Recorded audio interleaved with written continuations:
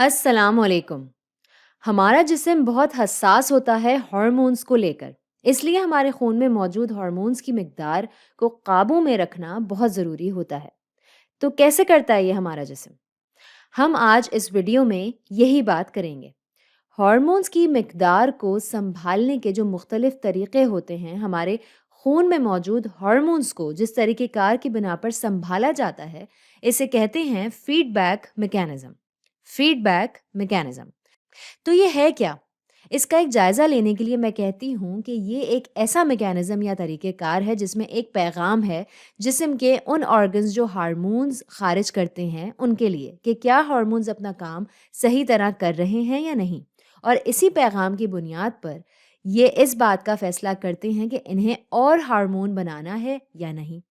ये बात ज़्यादा बेहतर तरीके से समझ में आएगी अगर मैं यहाँ एक मिसाल की मदद लूँ।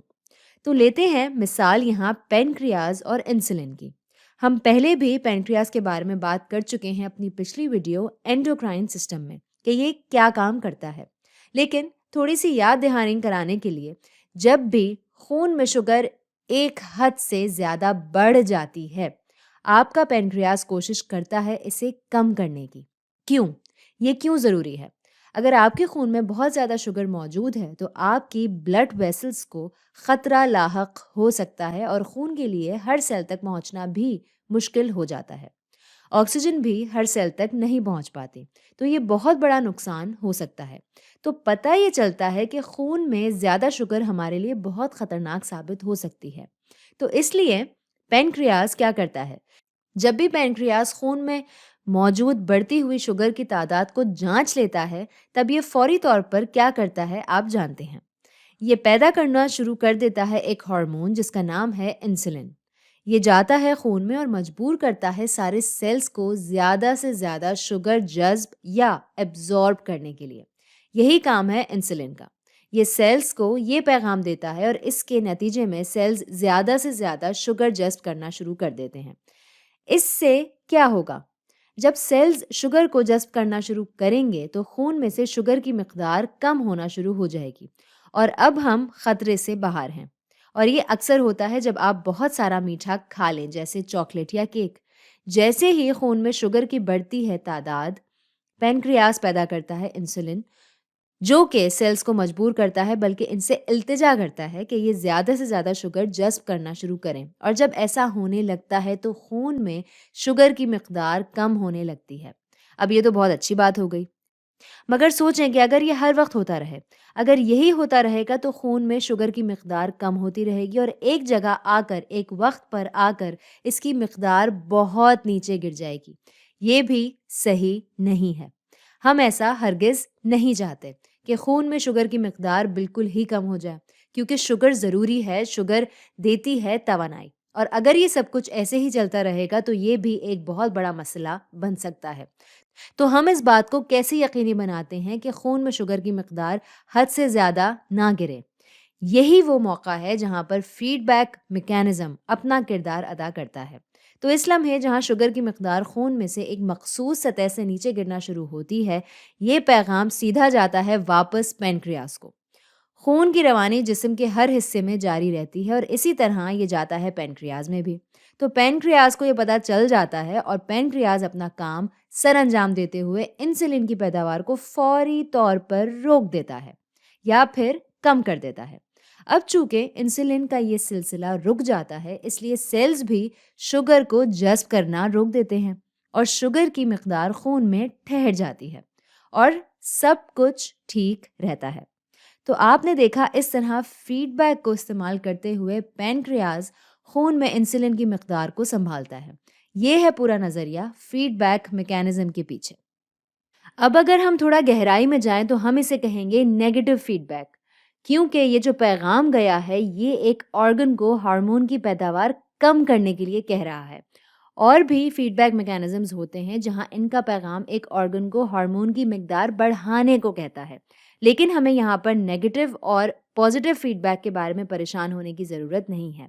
हम फीडबैक मैकेनिज्म को आम तौर पर या जनरली ही समझने की कोशिश करेंगे। इसको मज़ीद समझने के लिए हम एक और मिसाल देख लेते हैं। तो यहाँ फ़र्ज़ करें हमारे पास है पिट्यूटरी ग्लैंड। اگر آپ کو تھوڑا سا یاد ہو تو یہ وہ ماسٹر گلینڈ ہے جو کنٹرول کرتا ہے یا سنبھالتا ہے ہمارے جسم میں موجود دیگر تمام گلینڈز اور ان سے خارج ہونے والے ہارمونز کو۔ تو اب دیکھتے ہیں کہ کیسے پیٹیوٹری گلینڈ کنٹرول کرتا ہے تھائرائیڈ گلینڈز کو۔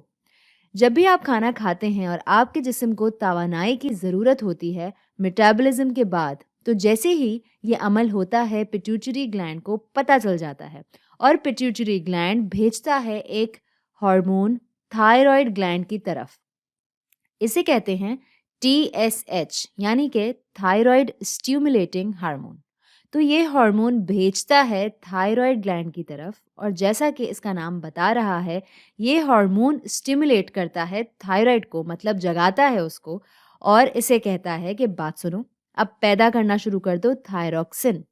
تو یہ بنانا شروع کر دیتے ہیں خون میں تھائروکسن، اور اس کے نتیجے میں خون میں موجود تھائروکسن کی مقدار بڑھنے لگتی ہے، اور تھائروکسن آگے یہ پیغام بھیجتا ہے سیلز کو کہ شروع کر دو کھانا ہضم کرنا اور ابتدا کر دو میٹابولزم یعنی کہ ہاضمے کی۔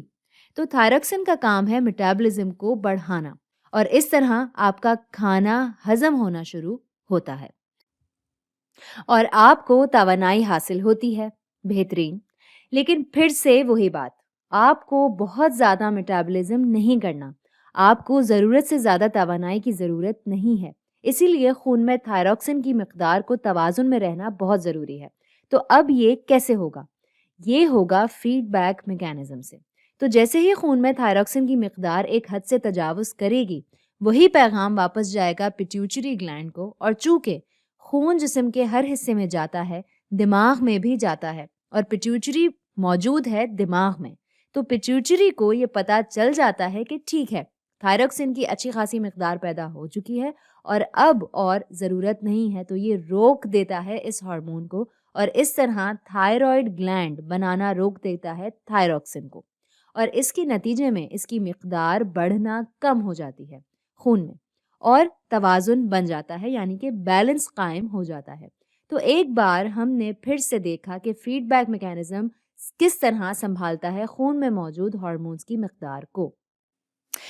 اس سے پہلے ہم اپنا موضوع یہاں ختم کریں، اور چونکہ ہم تھائرائیڈ کی بات کر رہے ہیں تو میں یہاں تھوڑی سی بات کرنا چاہوں گی آیوڈین ڈیفیشنسی کی۔ یہ معلومات آپ کے لیے فائدہ مند ثابت ہو سکتی ہے۔ اب آپ سوچ رہے ہوں گے کہ یہ آیوڈین کہاں سے آ گیا، میں اچانک یہ کیا بات کرنے لگ گئی، اور یہ کیوں اہم ہے یہاں اس وقت۔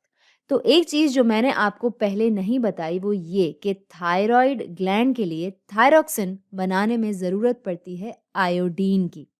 جب بھی پیٹیوٹری گلینڈ کہتا ہے تھائرائیڈ گلینڈ کو تھائروکسن بنانے کے لیے، تھائرائیڈ گلینڈ کیا کرتا ہے؟ یہ کرتا ہے جذب آیوڈین کو، اور اسے استعمال کرتے ہوئے پیدا کرتا ہے تھائروکسن۔ اب سوچیں اگر آپ کے جسم میں آیوڈین کی مقدار کم ہو یا آیوڈین ہو ہی نہیں، تب کیا ہوگا؟ دیکھتے ہیں، یہاں سے شروع کرتے ہیں۔ پیٹیوٹری نے کہا سنو تھائرائیڈ، چلو تھائروکسن بناؤ، اور بھیجا اس کے پاس TCH یعنی کہ تھائرائیڈ اسٹیمولیٹنگ ہارمون۔ پھر تھائرائیڈ نے کہا ٹھیک ہے میں کرتا ہوں، لیکن اس کے پاس تو آیوڈین ہے ہی نہیں۔ اب چونکہ آیوڈین نہیں ہے تو تھائرائیڈ کوشش کر رہا ہے تھائروکسن بنانے کی، لیکن وہ نہیں بنا سکتا، تو تھائروکسن نہیں بنتا اور خون میں تھائروکسن کی مقدار نہیں بڑھتی۔ یہ پیغام جاتا ہے واپس پیٹیوٹری کو، اور وہ کہتا ہے اچھا تو خون میں تھائروکسن نہیں بڑھا، وہ پھر سے TCH بھیجتا ہے تھائرائیڈ کو اور کہتا ہے کہ تھائروکسن بناؤ، لیکن آیوڈین نہیں ہے تو وہ پھر سے نہیں بنا پاتا۔ پیٹیوٹری بار بار TCH بھیجتا رہتا ہے مگر تھائروکسن نہیں بن پاتا اور خون میں اس کی مقدار نہیں بڑھتی، اور یہ عمل بار بار چلتا رہتا ہے، جس کے نتیجے میں ہوتا یہ ہے کہ چونکہ تھائرائیڈ کے پاس اب بہت ساری غیر معمولی مقدار ہارمون کی جمع ہونا شروع ہو گئی ہے، تو اس وجہ سے تھائرائیڈ گلینڈ پھولنا شروع کر دیتا ہے۔ تھائرائیڈ گلینڈ میں موجود تمام سیلز پھولنا شروع کر دیتے ہیں، اور چونکہ یہ واقع ہوتے ہیں آپ کی گردن کے پاس، اسی لیے آپ کی گردن کے سامنے والا حصہ بھی پھولنا شروع کر دیتا ہے۔ کچھ اس طرح کا نظر آتا ہے، یہ دیکھیں یہاں پر، اور اس کو کہتے ہیں گوئٹر۔ گوئٹر تو یہ کیا ہے؟ یہ ہے گردن کی سوجن، اور یہ کیوں ہوتی ہے؟ یہ ہوتی ہے تھائرائیڈ کی وجہ سے۔ اور یہ کیوں ہوتا ہے؟ کیونکہ تھائرائڈ آیوڈین کی کمی کی وجہ سے تھائروکسن نہیں بنا پا رہا ہوتا اور پیٹیوٹری گلینڈ بھر رہا ہے اسے ٹی سی ایچ سے۔ لہٰذا آیوڈین کی کمی جنم دیتی ہے گوئٹر جیسے مسئلے کو۔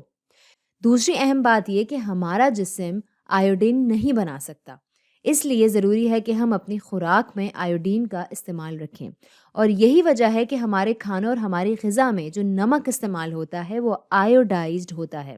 آپ نے اکثر اشتہارات میں سنا ہوگا، تو جو نمک ہم تقریباً اپنے ہر کھانے میں استعمال کرتے ہیں وہ اس بات کو یقینی بناتا ہے کہ ہم آیوڈین کھاتے رہیں اور ہمیں آیوڈین ملتا رہے اور یہ گاڑی چلتی رہے۔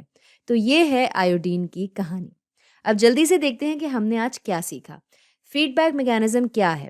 جب بھی کوئی گلینڈ خارج کرتا ہے کسی ہارمون کو خون کے اندر، تو کیا اس ہارمون نے اپنا کام پورا کیا یا نہیں کیا، یہ پیغام واپس جاتا ہے اس گلینڈ تک، اور اس پیغام کو دیکھتے ہوئے وہ گلینڈ سنبھالتا ہے مقدار کو اس ہارمون کی۔ یہ فیڈ بیک میکینزم توازن پیدا کرتا ہے، یعنی کہ بیلنس پیدا کرتا ہے ہمارے خون میں موجود ہر ہارمون کی مقدار میں۔